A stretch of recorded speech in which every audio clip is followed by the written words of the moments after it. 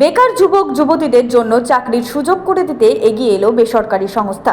আসানসোলের যুবক যুবতীদের পড়াশোনা শিখিয়ে কাজের ব্যবস্থা করে দেবার যৌথ উদ্যোগ নিল দুই বেসরকারি সংস্থা।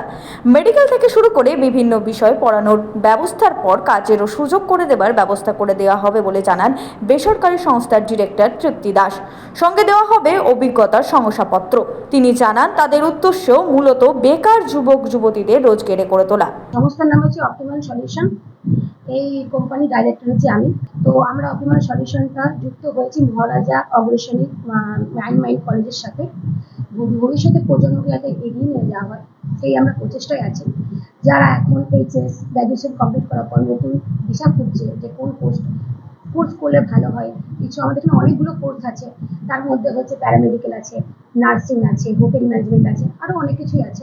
আমরা ওর জন্যই আমরা এই কলেজটা ওদের সঙ্গে যুক্ত হয়েছি, যাতে কম খরচায়, যাতে তারা কোনো কিছু হেল্প পেয়ে, যাতে তাদের একটা ভালো ভবিষ্যৎ তৈরি হয়, তার জন্য আমরা চেষ্টা করছি।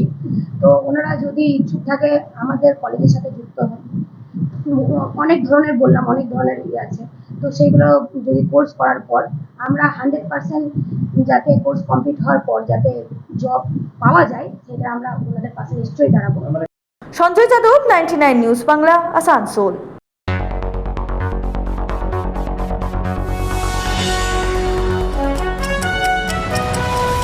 আপনারা দেখছেন 99 নিউজ বাংলা।